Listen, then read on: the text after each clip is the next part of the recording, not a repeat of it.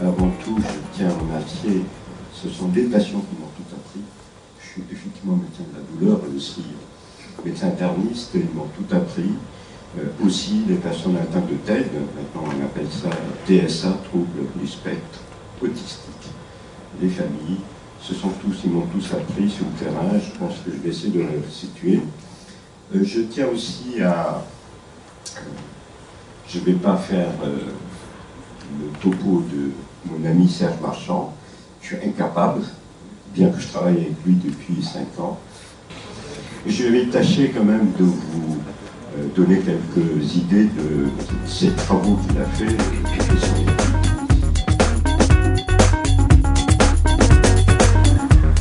Alors, voilà ce que c'était il y a quelques années, la douleur, merci Pierre, la douleur, patient atteint de pathologie mentale, je pense que vous voyez, il a très bien saisi, c'est la douleur bâillonnée chez ces patients, donc je peux dire qu'on peut s'arrêter là, c'était ça, personne vulnérable.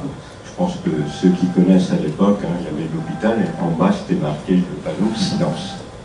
Donc c'était ça. Les patients atteints de pathologie mentale souffraient, mais ils n'avaient pas le droit de ne se plaigner pas. C'est comme ça. Parce qu'on a toujours dit, il y a toujours des choses qui ont été décrites chez nos patients. Alors, en préambule, je voulais quand même vous dire, en tant que médecin de la douleur, et puis surtout avec ces patients, nous on ne fait pas du sou. Parce qu'il y a eu cette dualité entre le corps et l'esprit déjà en pathologie mentale. Donc dans le cas de la douleur, on ne fait pas non plus cette vision dualiste. On préfère parler de la douleur en général, donc de l'approche globale du patient de santé mentale. Et donc, on va essayer de soulager aussi bien la douleur psychique que la douleur morale, comme on dit. Alors, avant de vous parler un petit peu des travaux qui ont été faits depuis quelques années maintenant, je vais vous dire tout ce qui a circulé. J'ai fait une méta-analyse de tout ce qui a été écrit sur la douleur en santé mentale, surtout chez les patients psychotiques. Je ne vais pas vous raconter tout, de toute façon. Quelques auteurs que j'ai pris, je vous laisse lire ce qu'avaient écrit Foucault et Pinel, les psychiatres vous connaissent, ce que c'est. La solidité animale de la folie, et cette épaisseur qu'elle emprunte au monde aveugle de la bête, endurcit le fou contre la faim, la chaleur, le froid, la douleur, avait écrit Foucault. Ensuite, Pinel, la folie par tout ce qu'elle peut comporter de férocité animale, préserve l'homme des dangers de la maladie. Elle le fait accéder à une réalité semblable à ce que la nature, dans la prévalence, a ménagé aux animaux. Ça, c'était écrit Pinel. Donc, vous comprenez que pendant des années, ces patients atteints de pathologie mentale avaient évidemment des comorbidités importantes que personne n'avait pris en charge. Et vous l'avez bien dit tout à l'heure que, à l'heure actuelle, en 2013, ces patients atteints de pathologie mentale, vous savez de quoi ils décèdent. Première cause de décès, je vous laisse de côté les suicides. Première cause de décès, ce sont les maladies cardiovasculaires. On est en 2013. Je dis maladies cardiovasculaires non pris en charge, non traitées. Deuxième cause à l'heure actuelle aussi, dernier article qui a été, c'est le cancer. Cancer, voie aérodigestive supérieure et poumon chez les patients schizophrènes et cancer du sein. Et bien sûr, l'après-cancer du col utérin chez la femme. Donc, vous voyez, il y a encore beaucoup de choses à faire dans le cadre de cette approche globale du patient pour une bonne prise en charge. Même Freud, avait aussi, vous savez tous, il était atteint d'un cancer d'un mandibule, avec des rapports un petit peu ambigus avec son chirurgien. Et même Freud disait que la vie psychique se concentre dans le creux de la molaire, et vous savez que Freud souffrait énormément, et c'était pas avec la morphine qui se traitait, mais c'était avec la cocaïne. Il augmentait les doses de cocaïne jusqu'à la fin de sa vie. Alors, il y a eu aussi, dans le cadre de la perception de la douleur, beaucoup d'articles. C'est très intéressant, beaucoup de choses ont été écrites. Alors, Aslam, c'est le premier manuel de psychiatrie en 1789. Dans le chapitre psychose, il disait, dans plusieurs cas, il existe une insensibilité à la douleur chez ces patients. En 1809, il refait une édition, et il y a une très belle description, si vous l'avez l'occasion de voir la bibliothèque de Blaise Sainte-Anne. Ils l'ont manuscrit en microfilm, je suis allé le voir. Je l'ai vu aussi aux États-Unis. Description d'un patient psychotique qui s'est amputé de son pénis sans aucune manifestation douloureuse. Donc la conclusion, même dans cette nouvelle édition du manuel de psychiatrie, c'était marqué, ce sont des patients qui sont totalement insensibles à la douleur, même ils avaient une analysie totale. Donc on apprenait, effectivement, c'est pas la faute au psychiatre, je pense aussi, parce qu'on apprenait que ce sont des patients qui étaient totalement insensibles. Et puis, il y a eu des études rétrospectives qui ont été faites, entre autres Marchand en 55 et Lieberman en 55 aussi, même période. Et vous voyez, ils ont repris les dossiers dans les hôpitaux où ils travaillaient, et à peu près, vous avez 80% des patients atteints de pathologie myocardique, un infarctus du myocarde, ils n'avaient présenté, non ressenti aucune douleur cardiaque. Alors que nous sommes capables de dire, eux, ils n'avaient ressenti aucune douleur cardiaque. Et le même Marchand a repris 2 années plus tard, il a dit, je vais voir un peu comment ça se passe dans les dossiers, toujours rétrospectives, ce qui se passe au niveau de la pathologie chirurgicale. Et vous voyez ce qu'il a, conclusion de cette étude, il n'y avait pas de plainte douloureuse dans 21% des patients qui avaient une ulcère perforée, ce qui fait excessivement mal, 37% des patients ont présenté une appendicite aiguë, et 41% des patients ayant une fracture de fémur n'ont présenté aucune symptomatologie douloureuse. Alors, la conclusion de ces études, c'est une de première qui avait été faite entre pathologie médicale douloureuse et pathologie chirurgicale douloureuse. Conclusion, disons, vous voyez bien, ils sont insensibles à la douleur et ils ne perçoivent pas la douleur. Donc, effectivement, cette mythe a traîné pendant des années, des années. Il y a beaucoup d'anecdotes cliniques ainsi, je passe un Bleuler, Kaplan, et on avait même dit qu'il y avait une très faible prévalence de douleurs chroniques chez les patients schizophrènes. Moi je vous ai marqué, est-ce qu'on a réellement recherché, parce qu'à l'époque on ne recherchait pas, on n'évaluait pas, donc on pouvait dire, en conclusion, il y a très peu de douleurs chroniques chez les patients schizophrènes. Ce que je peux vous dire à l'actuel, c'est totalement faux. On retrouve de plus en plus de douleurs chroniques. Moi je n'ai que ça, parce que ça n'a jamais été évalué, jamais été traité. Et puis, dans ces études aussi cliniques, où les articles, c'était marqué très faible dose de morphine utilisée en post-opératoire. Alors, je vous ai marqué en parenthèse, mythe de la morphine. Pourquoi mythe de la morphine? Juste quelque chose, en 2005, on a fait une enquête nationale sur le territoire par la société, l'association dont je dirige encore.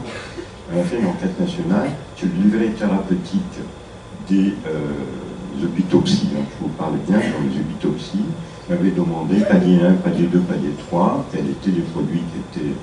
Et en 2005, il n'y avait que 1% des hôpitaux psy qui avaient la morphine. 1%. J'étais un peu surpris, je savais à peu près. Donc on avait posé une question, pourquoi il n'y avait pas la morphine? Palier 3. Et là, c'est les pharmaciens, les chefs de service qui m'ont répondu, on les rend addicts, et deuxièmement, on a dit, il y a une dépression respiratoire, donc on ne veut pas de morphine. Je peux vous rajouter, dans cette enquête qu'on a publiée, il y avait aussi, on avait posé, quel est le produit le plus prescrit au niveau antalgique, palier 1 ou palier 2. Il ne devrait jamais ce qui était prescrit en 2005 dans les hôpitaux psy sur le territoire national. Je vous laisse deviner. C'est un produit qui a été retiré, c'est le dextropropoxyphène de diantalmique. Et la moyenne, alors c'était costaud nos patients, la moyenne était de 10 gélules par jour. 10 gélules. Je vous dis, c'est la moyenne.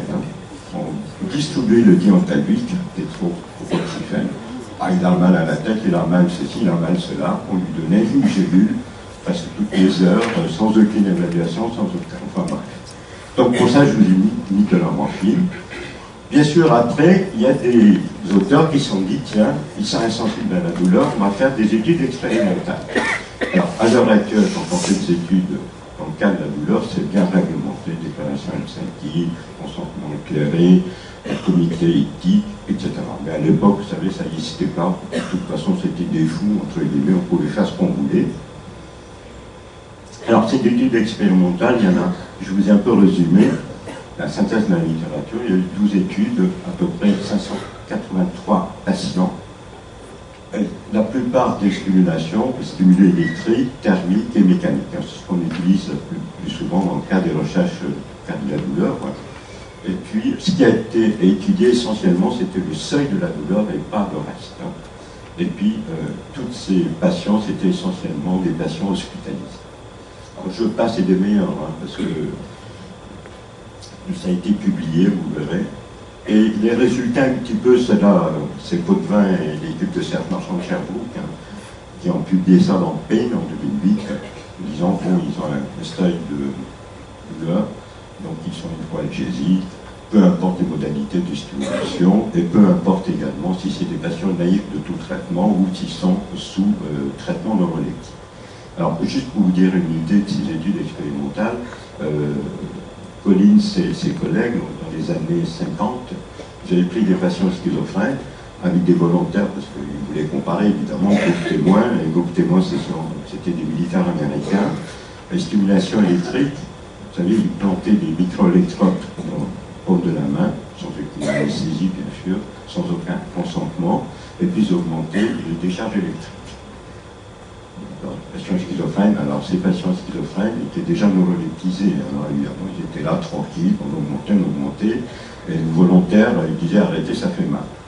La conclusion de ces auteurs, c'était, vous voyez bien, ils sont insensibles à la douleur. Un autre cas de stimulation thermique, c'était plonger les patients schizophrènes, bien sûr, sans consentement, sans rien, pas de méthodologie telle qu'on doit le faire. On plongeait les mains de ces patients dans de l'eau chaude à 50 degrés, puis moins 50. Moi, je veux bien vous faire l'expérience, si vous tenez le coup. C'était ça aussi. Conclusion, vous voyez bien, ils ne perçoivent pas la douleur, donc pourquoi on s'en occupait. Voilà, les études expérimentales, c'était ça il y a quelques années. Il n'y avait pas tout ce que ça. Et puis est arrivé progressivement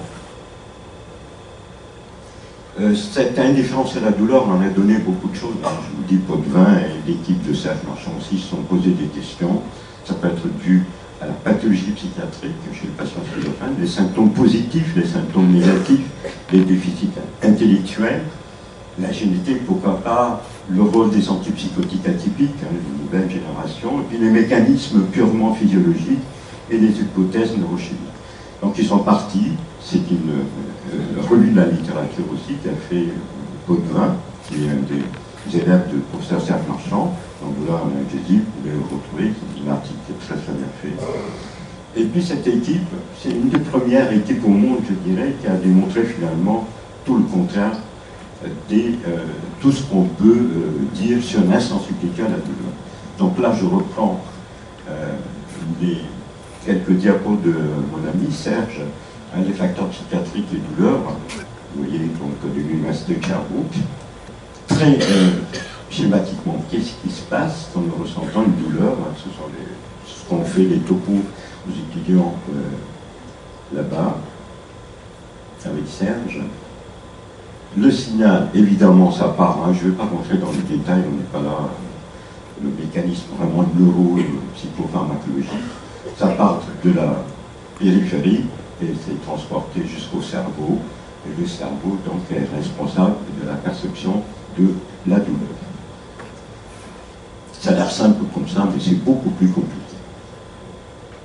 Vous voyez, c'est la nociception de la douleur. Vous avez, voilà, premier neurone qui fait, comme vous le connaissez tous, relais au niveau de la corne, moelle, ensuite deuxième neurone avec un relais au niveau du thalamus, et puis après, cortex somatosensoriel, où on perçoit la douleur. Chacun l'aperçoit, vous savez bien que la douleur, elle est subjective, elle nous appartient. Donc, c'est le patient qui peut l'exprimer, ou il y a une autre façon d'exprimer qu'on doit tenir compte. Et les voies de la douleur, je ne vais pas rentrer dans les détails, c'est ce que M. Marchand dit d'une façon très simple. Vous voyez, ça passe, et surtout le cerveau, vous avez tout. Vous avez des influx qui arrivent jusqu'au cortex, ça passe par le cortex singulaire, le cortex frontal, et le cortex pariétal, et aussi le système limbique, vous avez tout le cerveau émotionnel. L'activité cérébrale a été faite par Rainville aussi, qui est un élève de professeur Serge Marchand, vous voyez, les perception de la douleur avec une augmentation du débit sanguin cérébral régional observé lors des stimulations thermiques douloureuses. Ça a été observé. On a fait des IRM en 3D et on voit très bien la perception de la douleur, combien d'individus peuvent percevoir la douleur. Ça a été fait aussi chez les patients schizophrènes. Et donc, on sait qu'il y a une forme de perception, mais qui est totalement différente par rapport à nous, individus, soi-disant non. Alors, c'est quoi?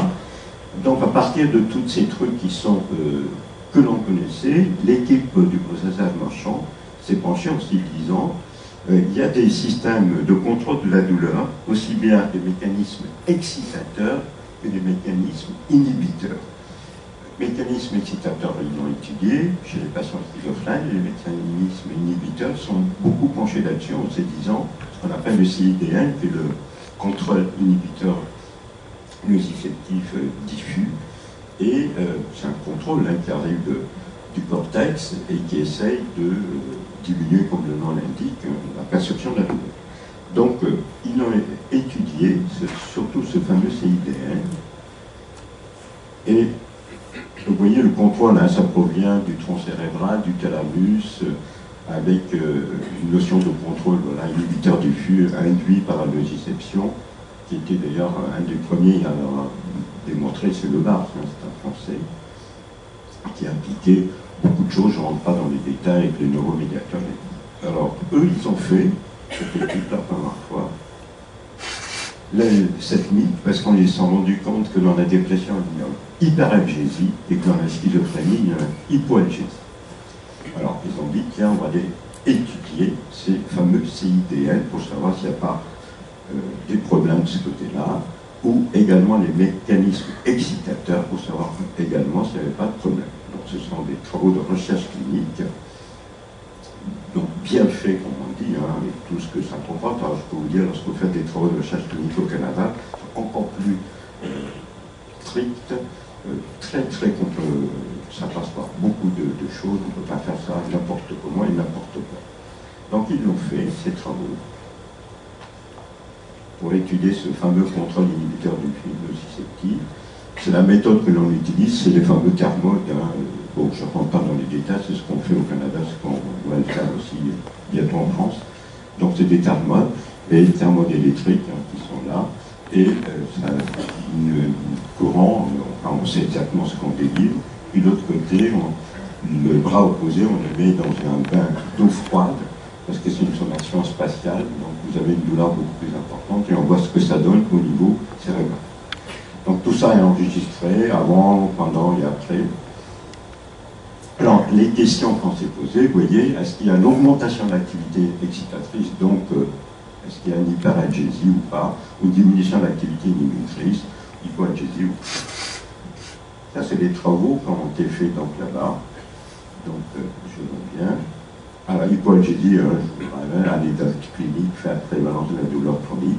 Donc, la question, c'était soit une augmentation des mécanismes inhibiteurs, on comprend donc l'insensibilité à la douleur, entre guillemets, l'insensibilité, ou est-ce qu'il y a une diminution de l'activité nociceptive spinale ou supraspinale.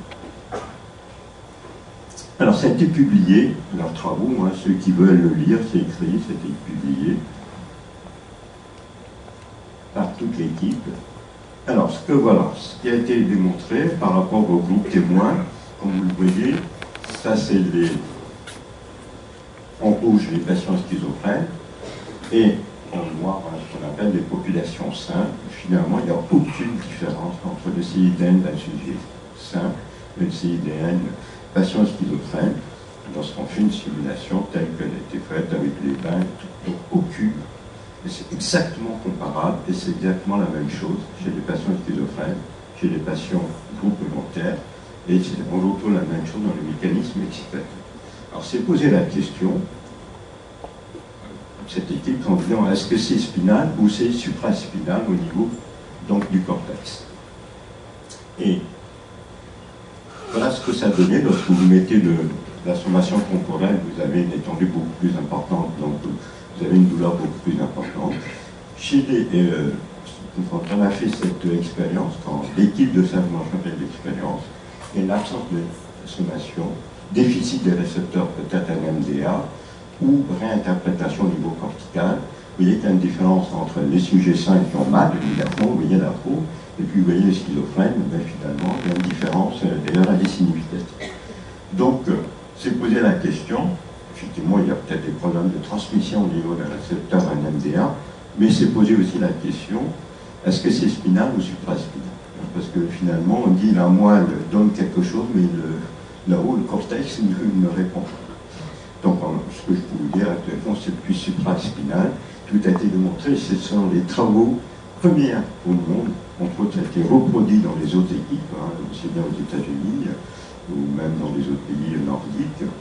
Et c'est la première équipe au monde qui a démontré que finalement, les patients schizophrènes, ils ont exactement les mêmes voies de la douleur depuis la périphérie jusqu'à là-haut, mais qu'ils ont, voilà, je vous ai résumé.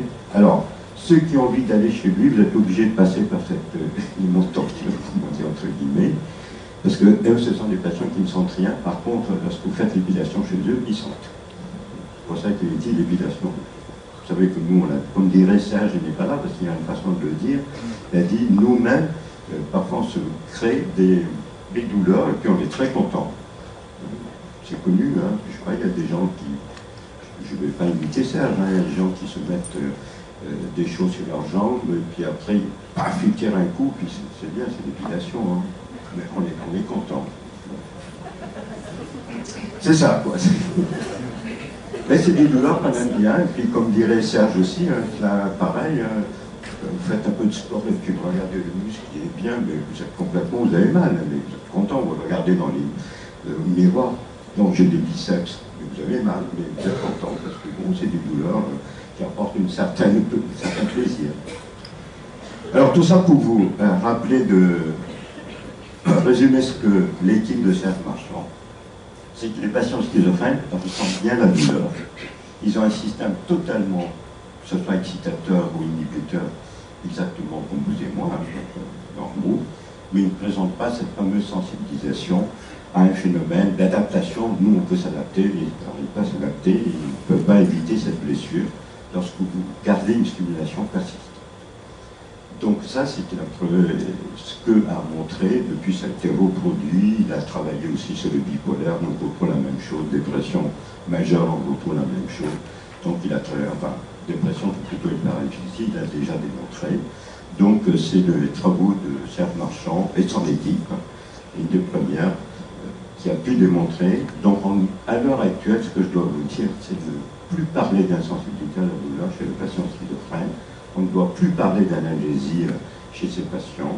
Et ce qu'on peut dire, c'est que ce sont des patients qui ressentent comme vous et moi la douleur, mais ne réagissent pas, ils ne savent pas l'exprimer. Et l'expression de cette douleur se fait dans un langage ou dans un comportement qu'il faut savoir décoder. Deux choses à retenir, je crois, pour cette population, c'est un décodage du langage et un comportement qu'il faut savoir décoder, et ça on le retrouve maintenant depuis des années qu'on a travaillé là-dessus. On voit, il y a un langage de la douleur qu'il faut savoir.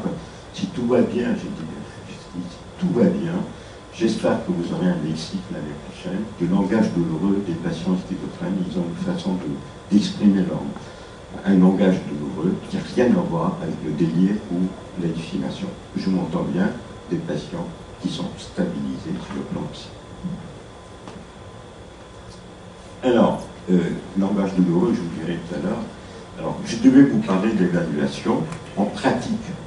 On peut évaluer, vous savez, maintenant avec le manuel de l'HAS, critère 12A, la douleur est un pratique exigible prioritaire, et donc, y compris, ça s'applique pour les hôpitaux psy, cliniques psy, hôpitaux psy. Et je sais que les 2 tiers sur le territoire national, malheureusement, ils ont eu des recommandations, parce qu'ils ont bien évalué, il n'y avait pas de traçabilité, ou s'il n'y avait pas de traçabilité, ou ça n'a pas été évalué. Enfin bref, on ne peut rien. Donc c'est poser la question, est-ce qu'il y a des vraies échelles, surtout chez ces patients, comment peut-on évaluer? Alors je vais vous donner ce qui a été fait, ce qui a été validé maintenant sur le territoire national. Les douleurs, voilà. Alors, décodage du langage, voilà. Une des descriptions des vers qui rentrent sous la peau chez un patient schizophrène stabilisé, qui a été bien un de mes patients. Il avait des douleurs de neuropathie du diabète. Lui disait des vers qui rentrent sur la peau. Nous disons des fourmillements, des paresthésies. C'est un patient qui était stabilisé. Donc, vous voyez, il faut savoir décoder le langage. Ça prend du temps. Ça fait partie. Un autre patient qui disait j'ai des trous qui se referment et qui s'ouvrent dans le ventre. En fait, c'est une ulcère gastrique douloureuse. Vous voyez, c'est des expressions qu'il faut savoir décoder.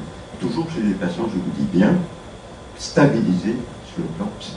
Donc, il ne faut pas mettre ça sur le plan de leur pathologie psy. Je sais qu'il y a beaucoup, dans ce cadre précis de vers sous la peau, je sais que le collègue psychiatre était un peu paumé, il a augmenté les doses, ça ne faisait rien. Il avait toujours des vers qui remontaient sous la peau. Donc finalement, on a fait une consultation commune, j'adore faire une consultation commune avec une collègue psychiatre, et puis finalement, on a découvert que c'était une douleur neuropathique, on l'a traité avec un traitement, vous laissez un prégabaline, et il va très très bien, pas mis de problème. Donc il faut savoir décoder le langage, je vous assure que ce n'est pas simple du tout. On a toute une partie, j'espère qu'on aura le lexique l'année prochaine. C'est pas facile. Et puis, je vous avais dit, les troubles du comportement. Toujours pareil, les troubles du comportement, je vous parle là au niveau clinique, pratique, troubles du comportement chez un patient, qui soit schizophrène, qui soit bipolaire, stabilisé sur la pathologie psy, appelez tout de suite le médecin qui puisse au moins éliminer une pathologie organique douloureuse. Mais je peux vous dire, la plupart du temps, chez un patient qui a des troubles de comportement qui est stabilisé sur le plan pathologie psy, ce sont des pathologies organiques douloureuses qui peuvent mettre en jeu, le pronostic vital, et la plupart du temps, c'est soit une insuffisance coronarienne, soit un infarctus du myocarde, soit aussi une occlusion intestinale. Alors, quand je dis trouble de comportement, c'est soit les deux extrêmes, c'est l'apathie, ou ça peut être l'agressivité. Exemple classique qu'on donne, ce sont des patients, je vous prends l'exemple des schizophrènes, vous connaissez tous, ils ont des facteurs de risque importants, primaires, entre autres le tabagisme. Vous savez, beaucoup d'hôpitaux psy font ce qu'on appelle, vous savez, la réglementation. Vous aurez une cigarette toutes les 2 heures ou toutes les 3 heures. Et si vous voyez votre patient schizophrène, généralement, ils viennent vous réclamer bien avant cette durée. Ils viennent toujours vous réclamer un salle de soins, tous les collègues le savent. Donne-moi la cigarette, donne-moi la cigarette. Et vous voyez que ce patient schizophrène ne vient pas réclamer sa cigarette, qu'il est assis dans un coin. N'hésitez pas, vous soignants, vous êtes tout le temps 24 heures sur 24 avec eux, faites appel aux médecins qui puissent l'examiner, qui puissent éliminer une pathologie organique douloureuse. Et je peux vous dire, 99%, c'est le cas. Puis dans l'autre sens, ça peut être aussi le patient qui est bien, qui est calme, et puis d'un seul coup, il devient agressif. Et là, c'est pareil, il faut qu'il soit examiné par un somaticien, par un médecin, pour éliminer une pathologie organique douloureuse. Je vous dis ça parce qu'il y a un excellent article qui a été fait, qui a été publié il y a 5 ans par nos collègues anglais, et qui, eux, font des autopsies systématiques lorsqu'il y a des décès comme ça, parce qu'ils ne savent pas. Mais ils ont trouvé des insuffisances coronariennes, des spasmes coronariens, des problèmes uniquement cardiaques.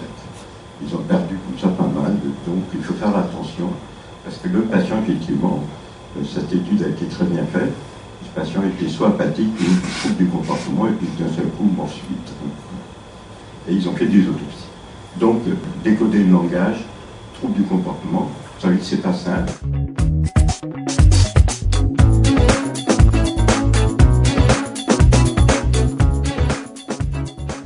Je crois que si les psychiatres négligeaient la douleur pendant très longtemps et la négligent encore, c'est parce que c'est peut-être un peu par Freud, et puis aussi parce qu'on a hyper valorisé la communication orale, hein, et je crois que vous avez bien remis les choses en place. Peut-être aussi que c'est parce que nous autres psychiatres, nous avons eu la déformation d'écouter, de n'écouter que les symptômes psychologiques ou psychiatriques. Et puis aussi, je crois que nous oublions souvent d'écouter ceux qui sont au plus proches des non-communicants.